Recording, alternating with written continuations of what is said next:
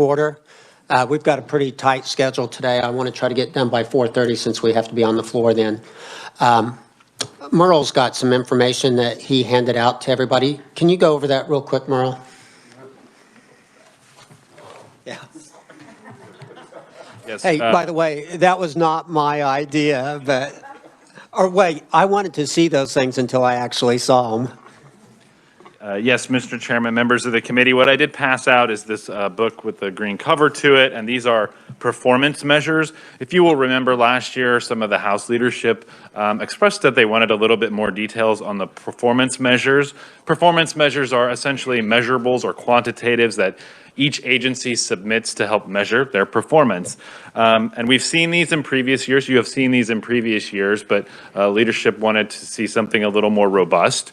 So we solicited agencies to provide additional performance measures, and this is what they provided. So the documents you see here are essentially straight from the agencies, and we provide these to you for reference. So when you hear the budgets, this can be a reference for you. As you're hearing some of those expenditures, you might take a look at some of those measurables. This is all the agencies, not just the public safeties. This is all the agencies across state government. And this is for you to retain. And so that's all I have, Mr. Chairman. Thank you very much, Merle. Are there any bill introductions? Okay. Next week, we're going to try to have a tentative schedule for our hearings and our budget recommendations. We're still finalizing that, so, you know, look for that next week. We've got our first budget report out on February 4th, I believe, and we got to do 4 of them. We're not going to have them until that Monday, so we're going to have to pump through them. With that, we have Scott Schultz with the Sentencing Commission, and he's going to talk to us probably a little bit, I hope, about the wage study that you did last year that we didn't get through PROPS. Just a little more background on that and where we are on it. Mr. Chair, members of the...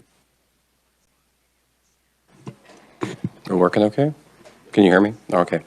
Sorry about that. Members of the committee, thank you so much for giving me the opportunity to speak on behalf of the Sentencing Commission. I'm going to have just a little bit of, if I can get my slides working here for you.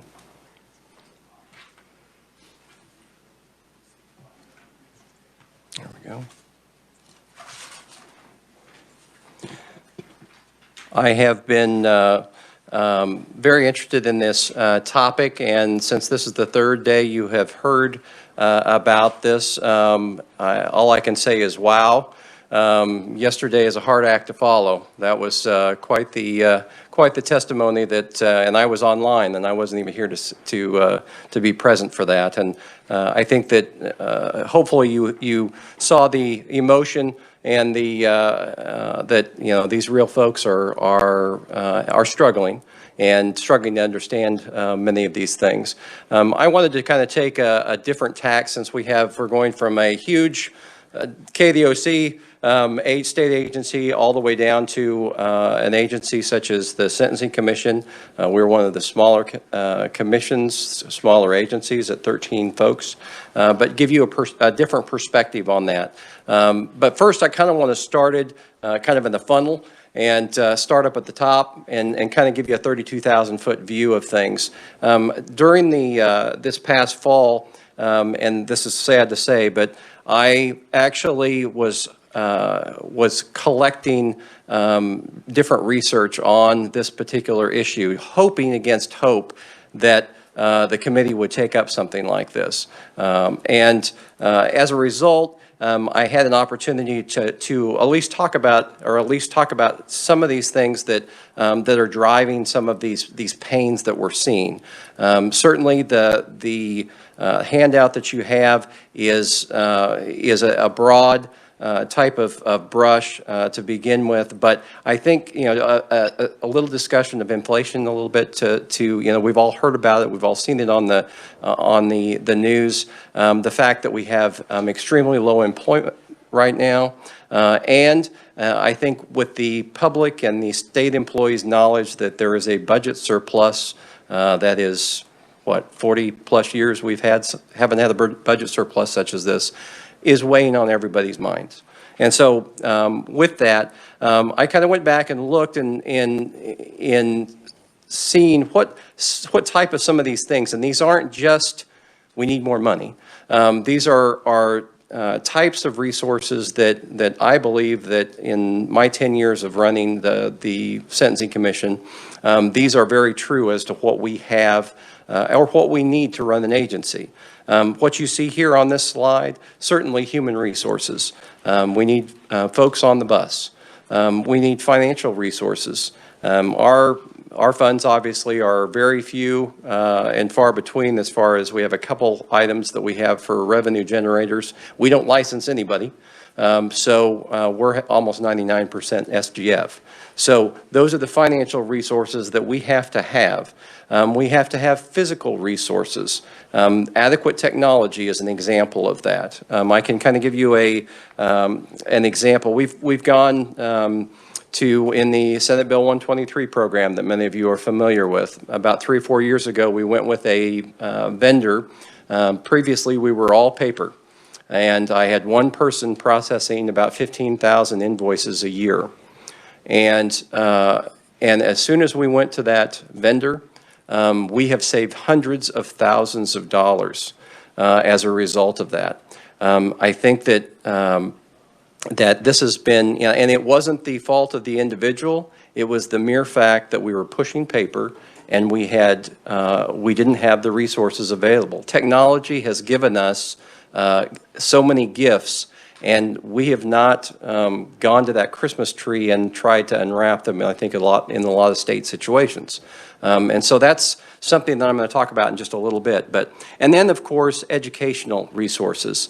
The state is very good, and I don't know whether you're aware of or not, but the Office of Personnel Services has done a fantastic job in providing my staff as well as other folks in the state employee sphere with the opportunity for personal and professional growth.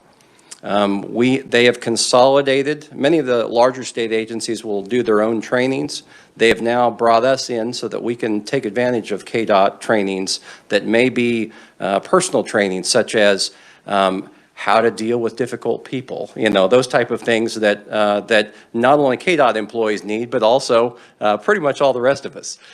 So if I need to pick up a Excel beginner, advanced, intermediate class, I have that available to me now, so that if I want that professional, personal growth, it is available. And that is something that even on performance measures, that is one thing that I require my staff to do. Pre-pandemic, I wanted them to do at least one live training to meet expectations on their performance review. Some of them will do 2, 3, 4, 5 because they obviously want that growth.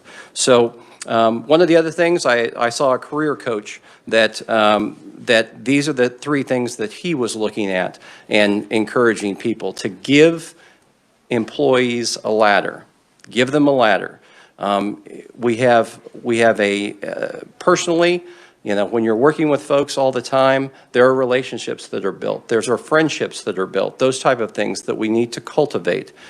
Professionally, again, that same thing I was talking about as far as caring for them in terms of professional and personal growth. And then financially, showing that team member how it is that they can make more money in their position, take on more responsibility. In larger agencies, that may be in the form of better promotions into a supervisory position, that type of thing. I think we need to do a better job. I probably need to do a better job in trying to figure out in a small agency capacity, how we can actually do that with our folks. Part of that is simply because we aren't 2, 3, 4, 5 deep on any of our positions.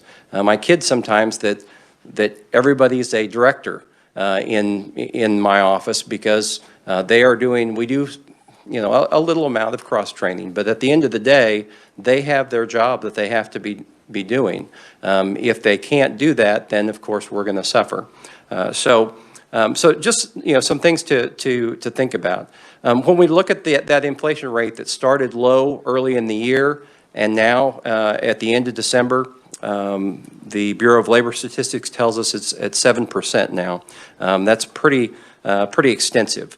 I wanted to go back a little bit just to kind of show you what, going back to 2012, what it actually looks like. And so there's a marked difference than what it's looked like in the past several years. We look at gas prices are up almost 40% as of, and this was as of the 13th of January. Those are up. This one hurts me the most because I'm a Dollar Tree person. As many of you are aware, Dollar Tree is famous for only $1 for everything in the store. Well, as of Sunday, it's now $1.25 for everything in the store. So doing any type of math that you know how to do, that's a 25% increase. So if I happen to be in a situation, and I know that Dollar General and some of these other dollar stores have capitalized on this, folks are utilizing these as grocery stores and those type of things because of transportation issues. They can't get to larger grocery stores. So for example, if I spend $50 now at the Dollar Tree, what was $50 is now going to cost me $62.50. That's $12.50. That's possibly maybe almost a half tank of gas that I could have put in my vehicle. So the problem that we're seeing is real. It is not just a United States national issue. This has come to roost in the state, and I think that I may be preaching to the choir here, but I think that the broad issue is real.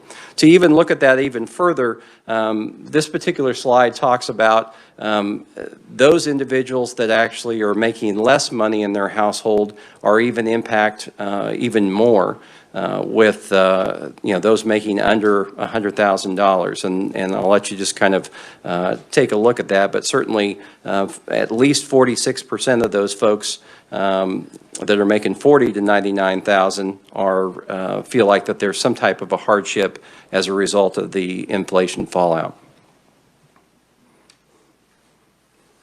I jumped over to Department of Labor website just to kind of look at what kind of unemployment rates we're looking at right now versus what we were looking at right before we went into the pandemic, and just kind of picked out a few counties as well as the state. And you can see that our unemployment rates are lower than they were before we headed into the pandemic. So that means that obviously there's quite a few more jobs out there, and the competition is greater as well. Some of these issues that I think that need to be considered, and I don't want to step on bids, so I'm not going to cover too much because she obviously looks like she has quite a bit in her testimony. But some of these things you've already heard from Secretary Zamuda as far as staffing concerns, major staffing concerns at an all-time high, 12-hour shifts, overtime costs. The main issue, of course, with us, we deal with prison population projections, and closing those 12 housing units effectively takes us from being down 2,000 prisoners and looking great as far as having 2,000 in the prison space for folks, to now they can't, with closing these housing units, we're effectively at capacity because they can't. We've got 1,865 beds offline due to the staffing shortage. Obviously, you heard in the news that KDOT was having issues with finding snowplow operators, whether or not we were going to have issues there. Heather's shop always has issues as far as salary proportionality and those type of things. KHP is losing recruits as a result to other law enforcement agencies due to higher wages. Shawnee County just approved a wage plan increase for their folks. And I think this last point is very interesting as well, that as you know, with Zoom, WebEx, and everything else, the pandemic has sped that adoption of that type of potential work. And as a result, I think it's kind of a double-edged sword, because an individual now in your town can work for somebody worldwide. They don't have to be on site. That's good for us too, because of course then we can maybe we can expand our horizons as far as hiring as well. But that, our pool then becomes smaller, because now somebody, if they get a better offer, they don't have to be worrying about coming into work. They can just log in. So, these are certainly not definitive, but certainly issues that to consider. I kind of put something together here in terms of a comparative analysis for Kansas pay increases.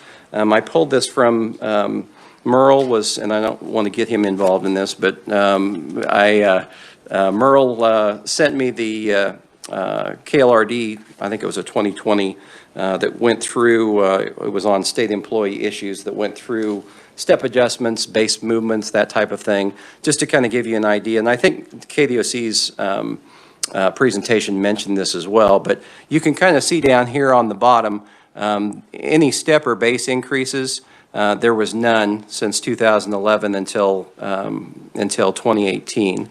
And then and this was giving as much credit as possible. I think there was a 5%, 2.5%, and now nothing for the last couple of years. At the same time, you can kind of get an idea of, I did an overlay of the inflation on there, that obviously wages were not even keeping up with the inflation. This has nothing to do, obviously, with the job market itself, but just inflation. And even when you throw Social Security cost of living adjustments in, they're even getting more of an increase than working employees. So, it kind of is a. I think that this is another example of an employee that starts out at $40,000.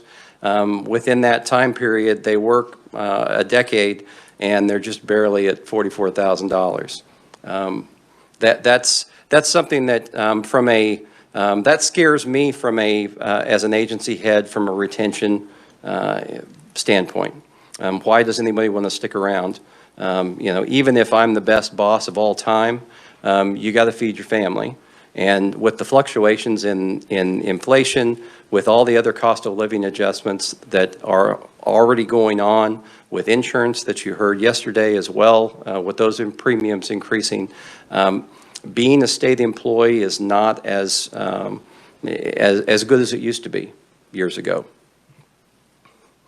So now kind of moving down farther in the funnel, I want to kind of talk about our office a little bit. And this is by no means scientific at all. I just want to make that clear. I also want to make clear that any opinions that I have is not the opinions of the Sentencing Commission. They are of my own and Major League Baseball, and any use of them was strictly prohibited.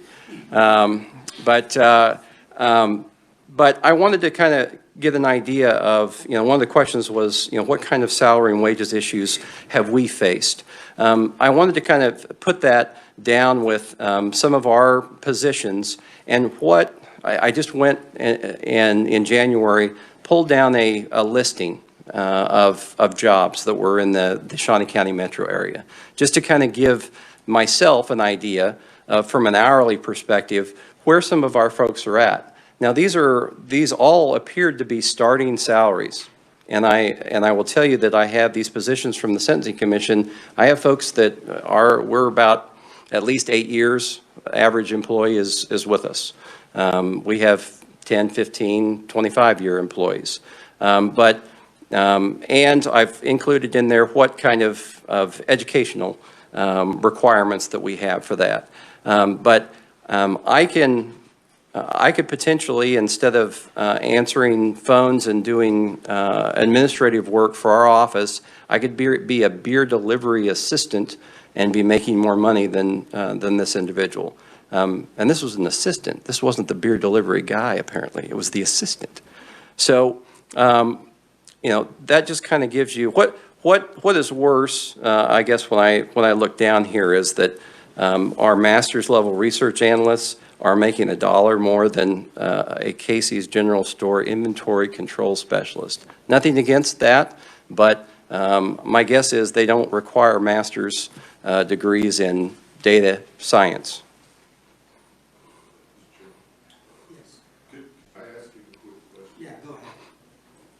Thank you. Thank you for your presentation. I'm just looking at this, and I was just kind of scanning over it. Number 3 down there, cart attendant at Sam's Club. Yes. Okay, I know what a cart is at Sam's Club. Is that Right. is that somebody that's out there handling the carts, bringing them in and out? And Correct. That's my understanding of what that position was. They go out, grab the carts, and bring them back in. so barely $1.20 less than a data entry specialist in your agency? Am I reading that correctly? Yes, and that's a situation where our data entry specialists essentially almost have to be paralegals because they have to know the special sentencing rules, and there's 48 of them, in addition to the regular sentencing laws. So, so that gives you some type of an idea. Thank you. I can be a card dealer at the Prairie Band Casino, and my finance manager, who's handling our budget of about $12–13 million, is just making a little bit more than that card dealer. Again, not disparaging those positions at all, but from a proportionality or comparative standpoint, it's very difficult to, and again, these are all in the area. These are all in the Shawnee County area.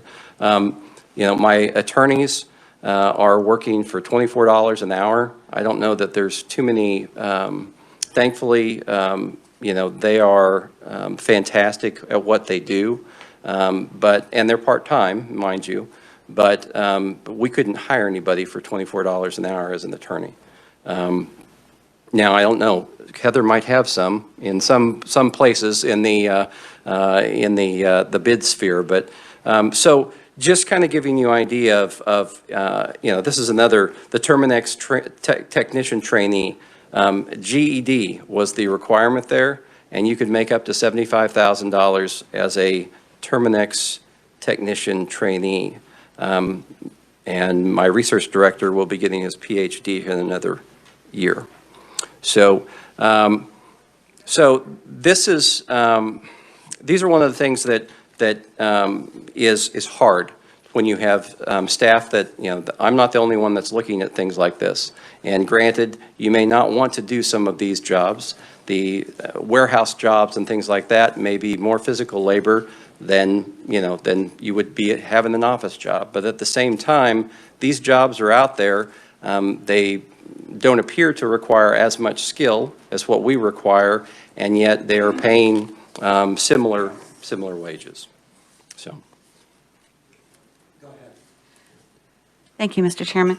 May I quickly ask on the data entry specialist that you have the GED as a minimum requirement? Did I hear you say that you basically need a paralegal, though, for that position? They actually almost become paralegals.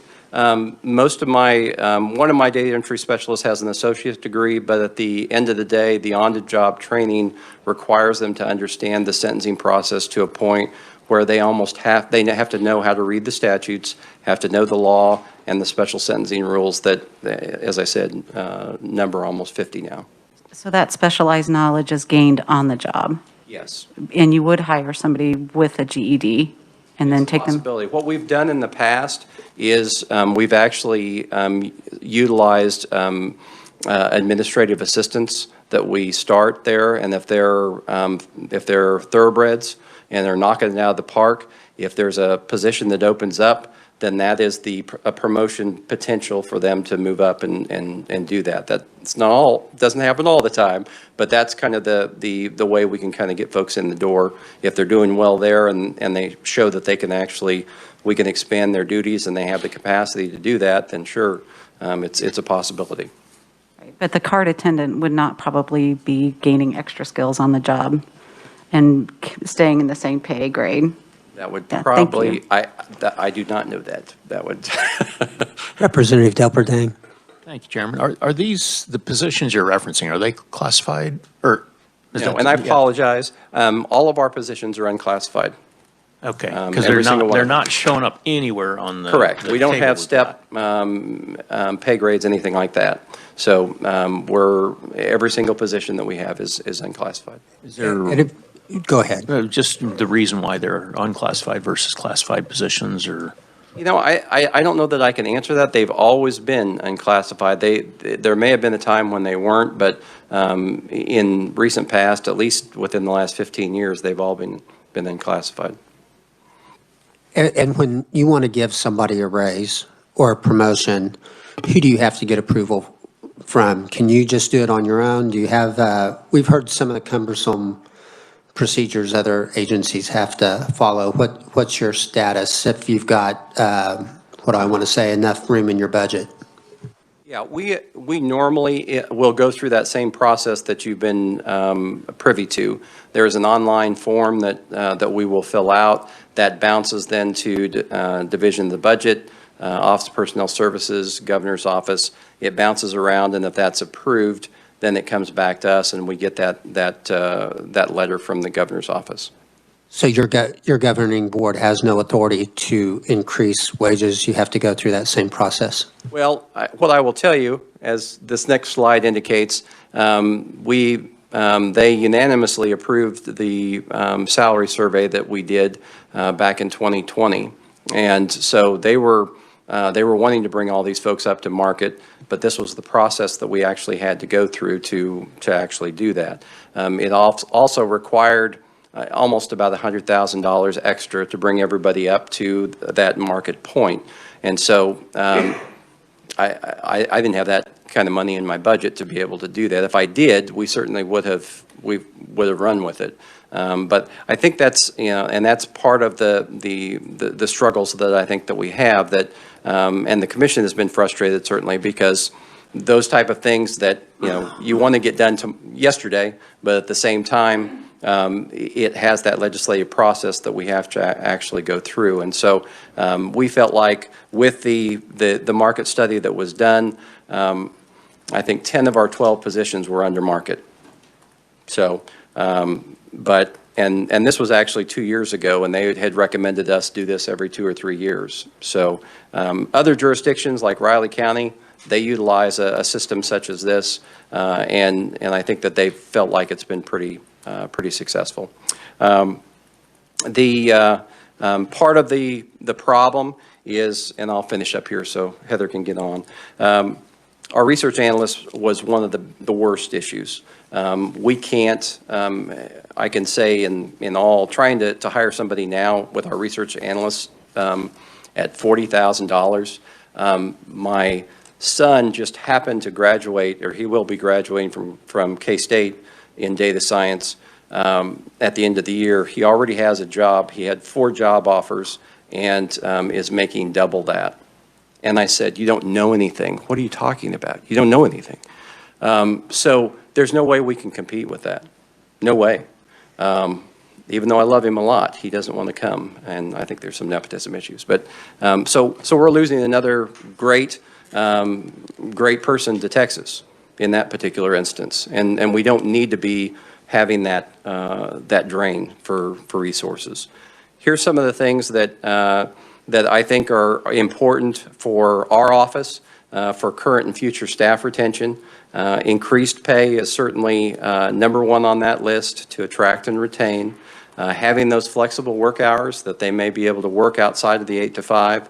Private sector has already been doing that in terms of continuing remote or hybrid work as an option, and then working on as much as we can with keeping health insurance costs down.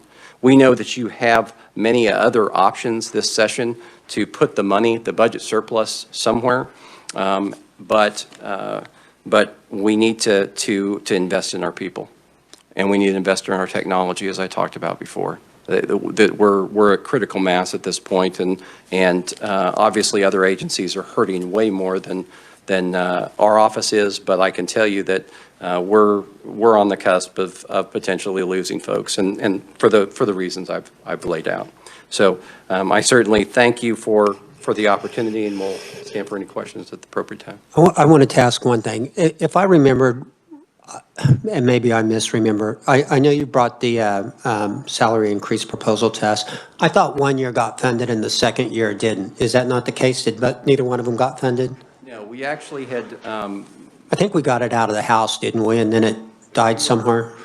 during omnibus, it was, I think, 11th hour, and it got dropped. It already, Conference. well, I will say it is in the governor's budget, with the exception of my pay increase. That was the only exception on the recommendation. All right, one question. Thank you, Mr. Chair. Quick question, is there any statutory obstacles to you offering the flexible work hours, the remote or hybrid work option?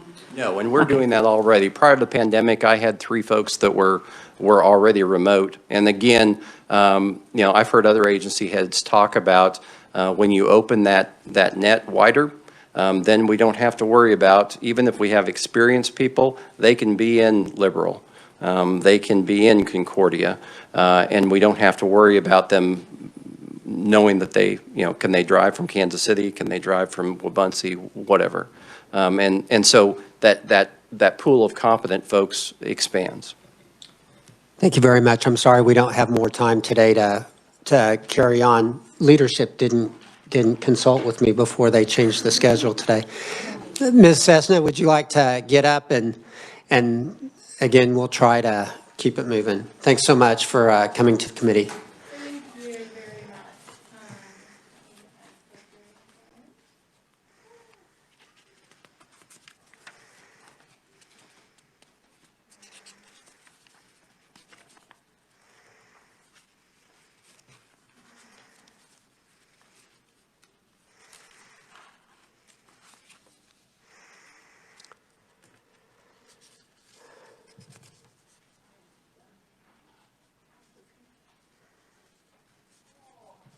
Might tell me if I'm doing this wrong.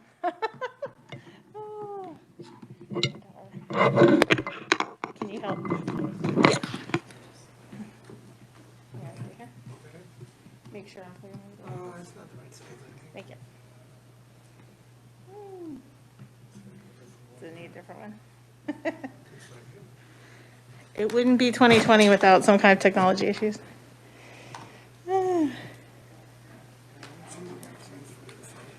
All right, well, I can talk without showing my slideshow, for sure.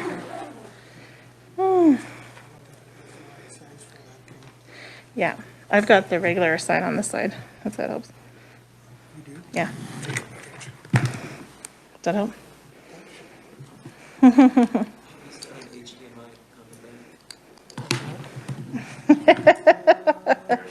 It is a state computer, I swear.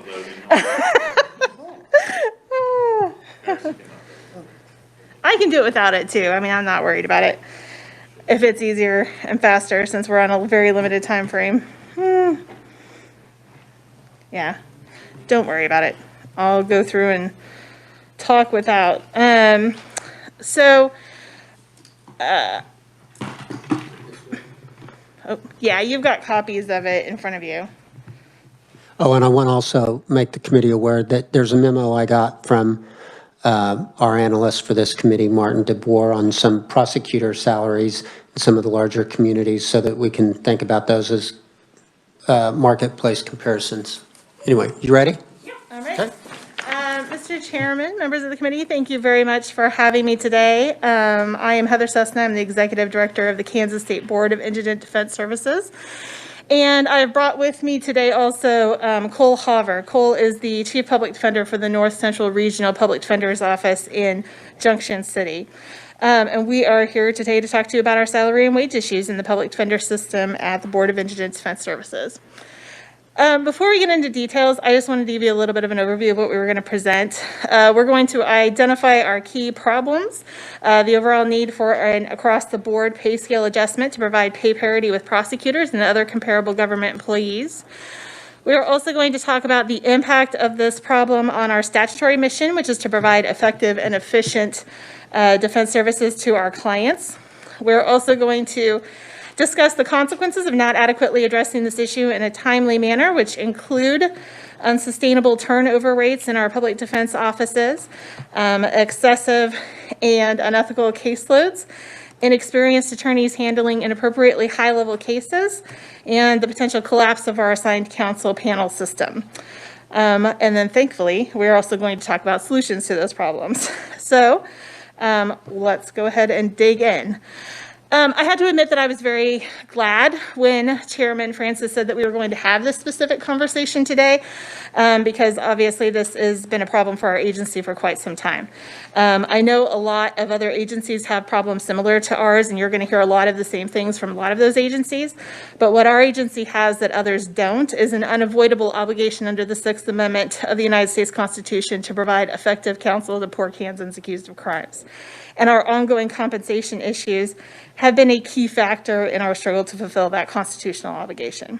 And the reason for that is pretty simple. We are losing our experienced employees faster than we can hire and train to replace them.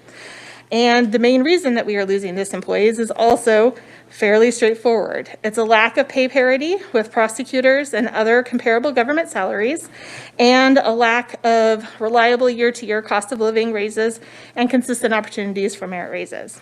And just to be clear, when I say that we lack pay parity with other similarly situated professionals in our field, I'm not talking or suggesting that we should somehow be able to compete with starting salaries at places like Shikardi or Lathrop and Cage. I'm talking about salaries that are comparable to what our colleagues across the aisle in the same criminal courtrooms that we practice in are making, and are being paid by the local counties where we live. I also want to be clear that this is not just the fault of the governor's office or the legislature over the course of the years. Our agency itself also bears a responsibility for some of these chronic and historic problems that have definitely predated the pandemic. To be frank, up until 2020, our agency had done a historically poor job of articulating the depth of our problems and failed to present to the Division of Budget and the governor and the legislature solutions that were reasonably calculated to actually address the enormity of the issues that we face. We are no longer making that mistake and have not done so since 2020 when we began addressing these issues with all of you. So the obvious first question is, how do we know that these compensation issues are driving our turnover problems and bids? And the simple answer to that is that our employees have told us that's why they're leaving. For the last 2 years, each summer, we've conducted an agency-wide employee well-being survey, and each year we ask the same questions, including, why do you do this work? What most negatively impacts your work? Have you thought about leaving our agency in the last year? And if so, why? And consistently, around 80% of our employees report that they do this work because they believe in our mission. But over the past 2 years, our employees have consistently said that compensation issues and lack of raises have negatively impacted their work. And the most disturbing part of this trend is that when we talk to them about why they've been leaving the agency, we've seen an increase in the number of people answering that they've considered leaving the agency within the last year, specifically because of compensation issues and raise issues as motivating factors. So we know our salary and wage issues are driving turnover because our employees are telling us that. The evidence that they are telling us that is also clear. With very few exceptions, we are losing the vast majority of our employees who are leaving to better paying similarly situated positions. Most specifically, about half of the turnover in fiscal year 2021 and the first half of fiscal year 2022 so far have resulted from public defenders leaving our offices to accept better paying jobs across the aisle, specifically in local prosecutors' offices. In other words, the state of Kansas is basically paying to train new county employees rather than maintaining those experienced defenders in our state employment. So I wanted you to have a chance to look at the comparables that I provided in my written testimony. That was as a result of a series of open records requests that one of our public defenders, Jason Smart in our Reno County office, assisted us with over the course of 2020. And we were able to collect a lot of data from a lot of different prosecutors' offices across the state. I specifically focused in my written testimony on Johnson, Shawnee, and Sedgwick County because we do have several comparable public defenders' offices in those particular regions. And the thing to keep in mind as you're looking at those comparables is that it really does cost the state when we lose our experienced employees. In fiscal year 2021, we lost 14 experienced public defenders. And in order to sufficiently retrain those public defenders up to a place where they're able to handle the same kind of high-level felonies that the people who left were able to handle, it will cost BIDS approximately 5 years worth of time and training and about $3.9 million in base salary at even just our starting salary, which is $55,683 a year. And that doesn't really replace their experience. I mean, a lot of the defenders that have left had more than 5 years of experience, but that would be to get somebody up to sort of that minimum level where they can handle high-level cases potentially on their own if needed. The trends that you'll see in those charts are that starting salaries for new public defenders start off competitive with prosecutors' offices, but those prosecutor salaries quickly outpace our public defenders once the attorney gets a little bit of experience under their belts. And the fact is that 85% of our criminal cases in Kansas require appointed counsel.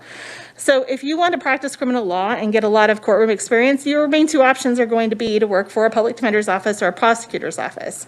And when you're a young attorney paying off school loans, getting married, buying houses, having kids, and paying daycare, those salary differences are huge.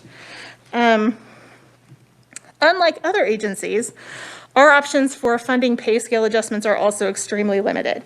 Our revenues are primarily from state general funds, and this is because user fees are not an acceptable or viable option when our clients are impoverished by their very definition and constitutionally entitled to representation.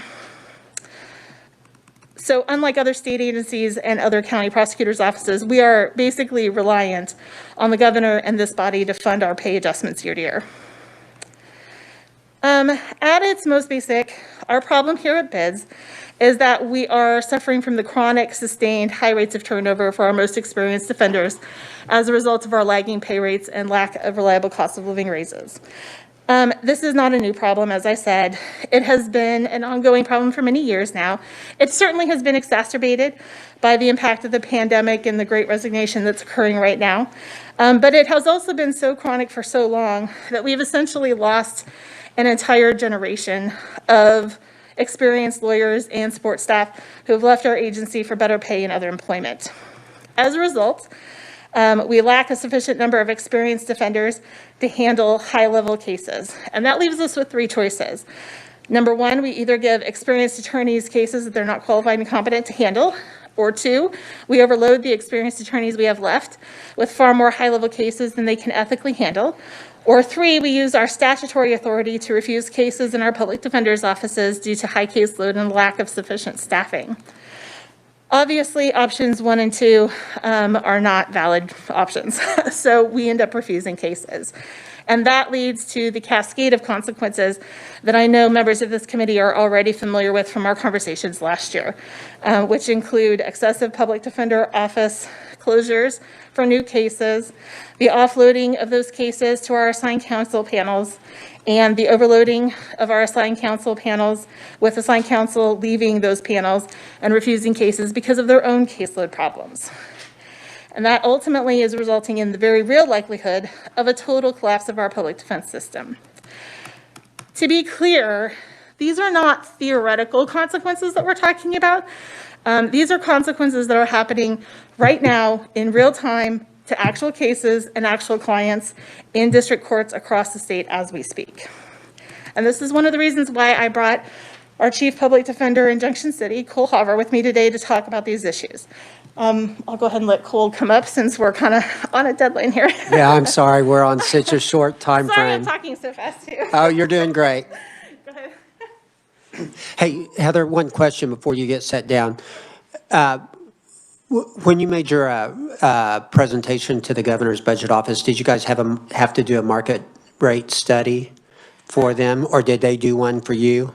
They did not do one for us, but we had, we had provided them the same information that we've provided in our budget documents last year and this year to support some of the comparables. Which is similar to what's in the back right here. So you don't know of any additional market rate studies, comparable market rate studies? Other Other than the ones that we've already provided, no. Okay, thank you. Chairman Francis, thank you. I know we're on a time crunch here, so I'll get right to the point. My name's Cole Haver. I run the office in Junction City. This is a trial level office. Mr. Schultz talked about a 32,000-foot view. This is the close-up view, so this is what we see in the trenches every day. As you know from my written testimony, we normally have 11 attorneys. My office usually handles about 350 cases, felony cases, all felony cases. Right now, I'm down to 7 attorneys. And the reason for that is because last year, in calendar year 2021, I had 7 attorneys resign. And 3 of those were just relocation issues. There's nothing that anybody could have done about that. But 4 of them left for higher salaries, and 3 of them specifically left to go to different county attorneys' offices. And I just want to run through them real quick. One of them is a gentleman that graduated law school same year as me, 14 years of criminal law experience, one of our best trial attorneys. He was on the top end of the pay scale that we offer, and then he gets offered a salary in Douglas County that's more than what I'm making. And it's just something we can't compete with. I don't blame him for leaving. He has children, just like Heather said. Another one, about 3 years experience. This is someone who's on the cusp of being able to handle their own cases. We've already invested a significant amount of time and resources into training her. And she's now working at the Dickinson County's attorney's office because, again, they offered her more money than we can compete with. And then maybe the most alarming one to me, just right after Thanksgiving, I lost one who only had a year of experience, and he had a lot of promise. I just had him second chair a trial with me, and I could have done this trial quicker myself, but one of my jobs is to make sure that these attorneys learn what they're doing. So I took him under my wing. I invested a significant amount of time into having him do this trial, and then immediately after that, he's going to the Geary County Attorney's Office, where even if we could have matched the raise, it would have given him a salary higher than anyone in a non-supervisory advisory position at our office. So just like Heather said, really what I'm here to talk about is the impact that has on the office. Normally in Geary County, I have 6 attorneys to handle approximately 250 felony cases. Now, when this all started in 2021, at a certain point we shut down and we quit taking appointments. But right now, after everyone left, I have 2 attorneys to handle what 6 attorneys normally do. And because we shut down, that's about 150 cases instead of 200. But that's still far too many cases for any 2 attorneys.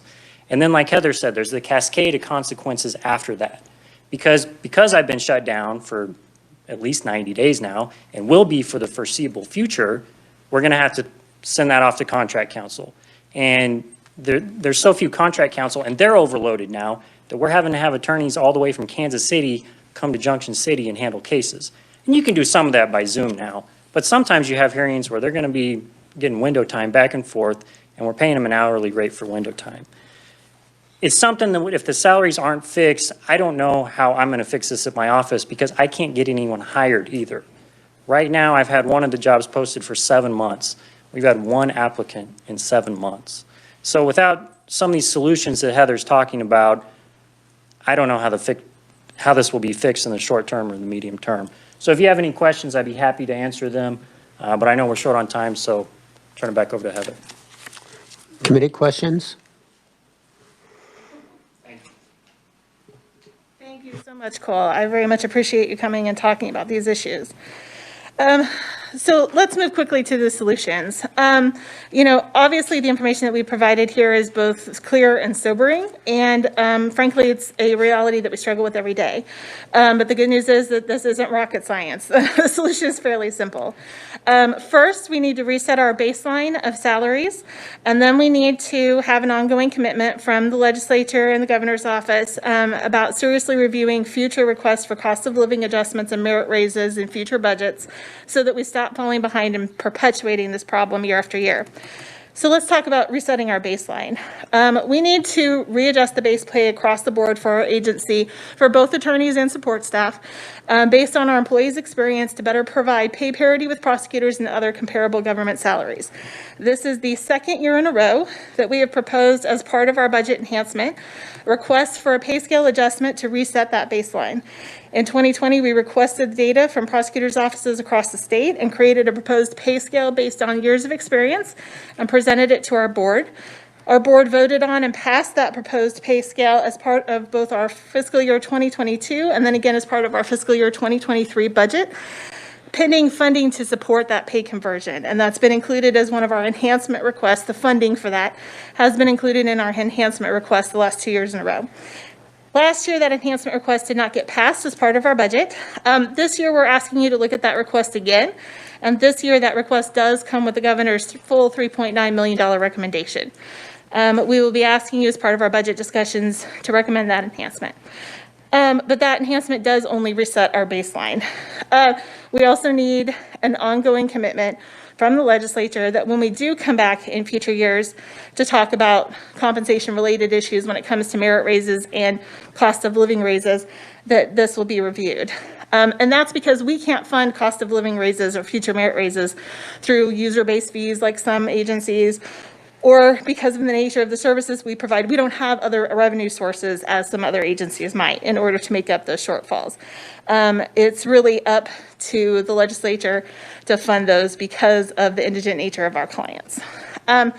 These are hardworking, smart, dedicated professionals who, quite frankly, are dedicated to doing the work in our legal system that a lot of other people are not interested in doing. And that's because they understand the importance of the rights that our clients have, and regardless of their innocence or guilt, that they are entitled to. And they deserve our gratitude and respect, and the opportunity and the appropriate way to show them that gratitude and respect is to pay them a fair wage for the specialized, vitally important legal work that they do for both our attorneys and our support staff. You've heard me say many, many times in the past from our conversations from last year that 85% of our criminal cases in Kansas require appointed counsel. And we do provide all of those, whether it's through our public defender system or through our appointed assigned counsel program. As a result, our problems at BIDS have an outsized impact on the administration of our Kansas criminal legal system in every court across the state. A healthy public defense system is the key ingredient to a healthy criminal justice system in Kansas. So I appreciate your time today. I know we will continue to have this conversation as part of our larger budget discussion as well, but I'm happy to take whatever questions you have.